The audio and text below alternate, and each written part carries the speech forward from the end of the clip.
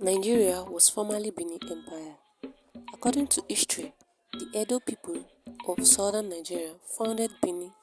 They served as the head, while others served as tributaries or vassal states to Benin. The kingdom reached its peak at 1200 CE, that is Common Era, and began to decline at 1800 CE. On October 17, 1821, the British arrived in West Africa. In its weakened state, Benin struggled to resist foreign interference in its trading network, particularly by the British. Many of the slaves exported in the 1820s and 1830s were intercepted by the ships of the Royal Navy, emancipated and deposited in Sierra Leone under missionary tutelage. Some of them began to migrate back from Sierra Leone in search of home and trade. They invited missionaries to follow them, and in the 1840s made themselves available as agents who allowed missionaries and British traders to gain access to such places as Lagos, Abeokuta, Calabar, Lokoja, Onitsha, Brass and Boni.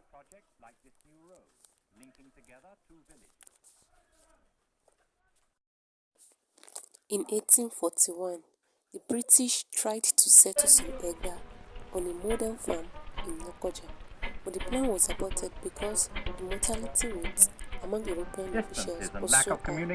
It was also partly to protect the Egba that the British shelled Lagos in 1851, expelled Kosoko, the reigning Oba, and restored his uncle Akintoye, who appeared more willing to join in a campaign to abolish the slave trade. The British annexed Lagos in 1861 in order to protect Akintoye's son and successor, foil Kosoko's bid to return, and secure a base for further activities.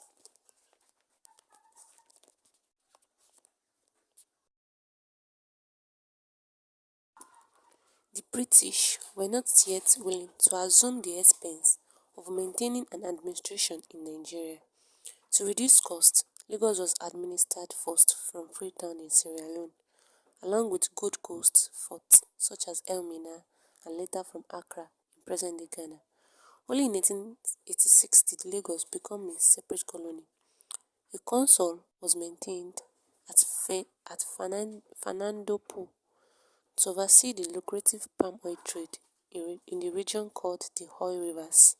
Missionaries were active, Presbyterians in Calabar, and the Church Missionary Society, Methodist and Baptist in Lagos, Abeokuta, Ibadan, Oyo, and Ogbomoso.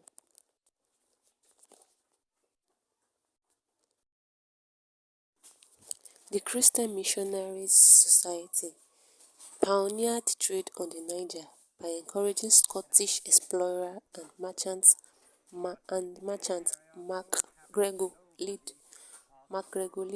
to run a smoothly steamboat which provided transportation for missionary agents and Sierra Leonean traders going up the Niger. In this way, Bishop Samuel Ajayi Crowther, born in the Yoruba inhabited area of Osogbo and the first African ordained by the Christian Missionary Society, was able to establish mission stations at Onitsha, Lokoja, and Egan, and later at Brass and Boni. By the 1870s, the Niger trade was becoming profitable, and a few French companies took notice. French Roman Catholic missionaries, established in Ouda, arrived in Lagos and considered missionary work on the Niger. The British responded to such evidence of rivalry by defending their right to free navigation on the river at the Berlin, West Africa Conference of 1884 to 1885. At the time, George Dashwood Goldie, British businessman, brought out all French rivals and created the Royal Niger Company, chartered 1886, in order to control trade on the Niger and administer the immense territories of the Sokoto Caliphate and Borno. In addition, two other protectorates were declared, one over the oil rivers and the other over the hinterland of Lagos, to establish a claim that these areas was also British sphere of interest. The boundaries of the two protectorates and the territories of the Royal Niger Company were difficult to define, but the tension was eased in 1894 when both entities were merged into the Niger Coast Protectorate. Rivalry between the Royal Niger Company and the Lagos Protectorate over the boundary between the Emirate of Ilorin and the Empire of Ibadan was resolved with the abrogation of the Charter of the Royal Niger Company on January 1, 1900, in the return for wide mineral concessions. The British penetration of Nigeria met with various forms of resistance throughout the country. In the south, the British had to fight many wars. In particular, the wars against the Ijebu, a Yoruba group in 1892, the Aro of Eastern Igbo land, and until 1914, the Anyocha of Western Igbo land. In the north, many emirates did not take military action, but the dispossessed Caliph, Atahiru I, rebelled in 1903. Many Muslims resorted to migration as a form of resistance, a tactic known as the Ejira, in which those perceived as infidels were avoided. The resistance was strong in Western Igbo land, where a series of wars were waged against the British. The Ekumeko, who were well organized and whose leaders were joined in secrecy oaths, effectively utilized guerrilla tactics to attack the British.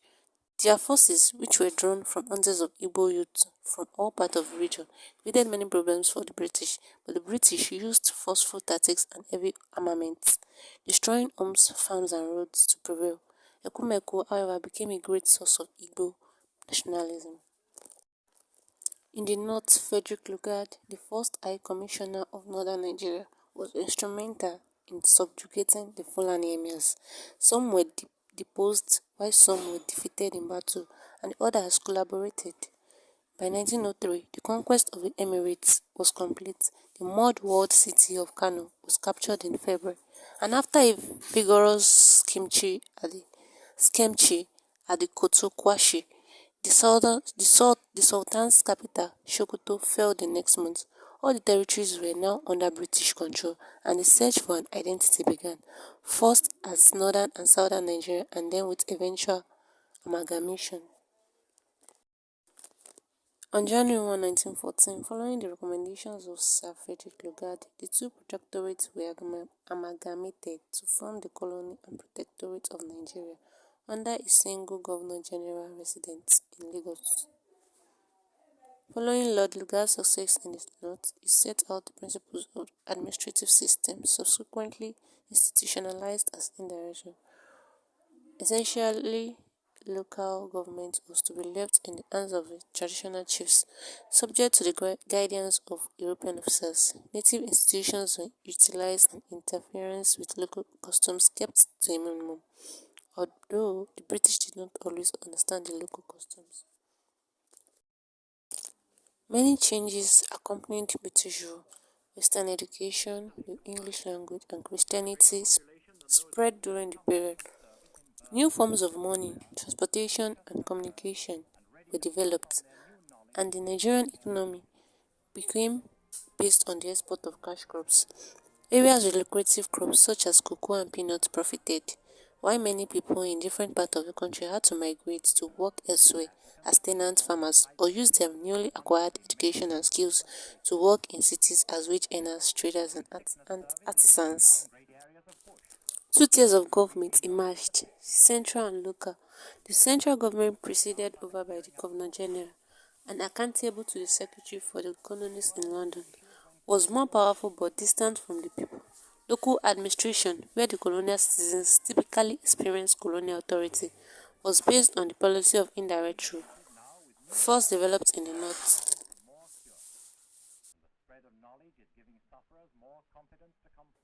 To prevent any united opposition to its authority, the British adopted a divide and rule policy, keeping Nigerian groups separate from one another as much as possible. Traditional authorities were so co-opted in the north, where the spread of Western education by Christian missionaries was strongly resisted by Muslim leaders. In the South, the British occasionally created a political hierarchy where there had been none before. In most cases, they ruled through those who were most malleable. Whether these people had held traditional positions of authority or not, Western education and Christianity. The British answered this activity by attempting to create a more representational colonial system.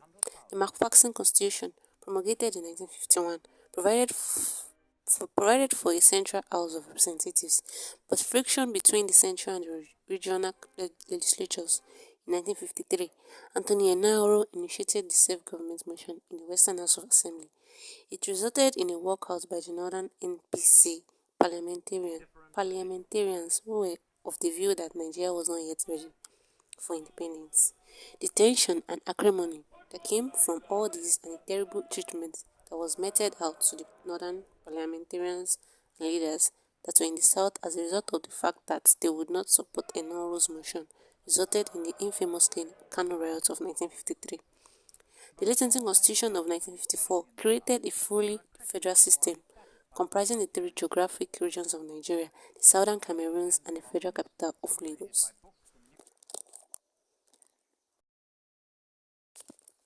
In 1957, Akintola moved a second motion for independence in Parliament and asked for us to gain our independence from the British in 1959. This motion was passed by the Federal House, but the British authorities refused to comply and subsequently it failed. In 1958, Chief Remilekun Adetokunbo Fani-Kayode moved the third motion for Nigeria's independence in the Federal Parliament and he asked that Nigeria should be given her independence on April 2, 1960. The motion was not only passed by the Parliament, but it was also submitted to by the British and was therefore successful. That was indeed a great day and a great achievement for Nigeria.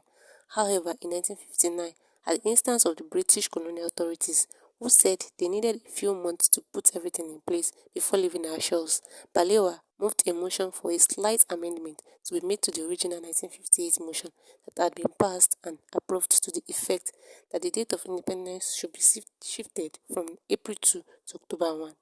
Chief Tafawa Balewa's motion for amendment was seconded by Chief Raymond Njoku, the Minister of Transport, and it was accepted by the British.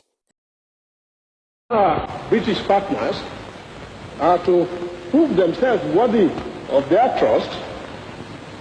Now is the time for us solemnly and truly to dedicate ourselves to seeking the greatest good of the greatest number of our people in Nigeria.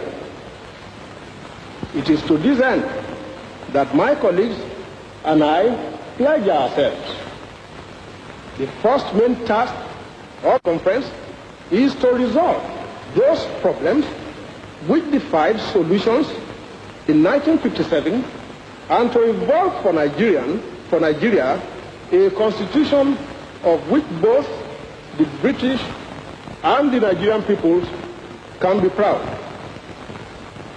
The second is to get Her Majesty's government to agree to April 2nd, 1960 as the target date for Nigeria's independence. Independence for Nigeria in 1960 is imperative, but independence for Nigeria as a corporate entity is not enough. The peoples of Nigeria must at the same time be guaranteed their freedom. We must ensure that in an independent Nigeria, individual citizens throughout the land enjoy liberty, human dignity, and equality under the law. There must be one Nigeria with one constitution and one law for all. Let us therefore, Mr. Chairman, sir, close our ears to the counsel of despair, which says that we cannot here at this conference agree on a constitution. If there's any doubt among us as to what should be written into the Constitution, let us, as Democrats that we profess ourselves to be, refer such problems as the colonies takes a date for Nigeria's independence in 1960. From October the 1st, 1960, your future will be in your own hands. From the bottom of my heart, I congratulate our entire people of Nigeria and the people of Britain for this happy culmination of a political adventure which began in Nigeria less than 100 years ago.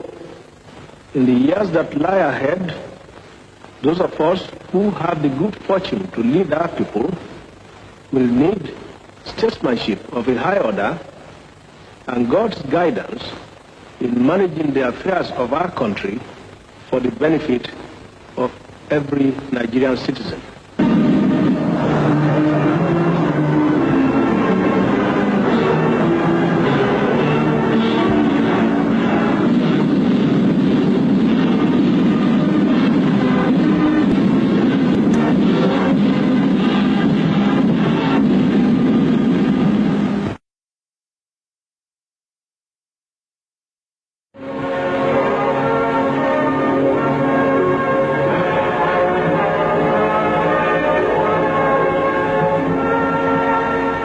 The opening of the Western Nigeria television service was a great occasion, not only because it was the first of its kind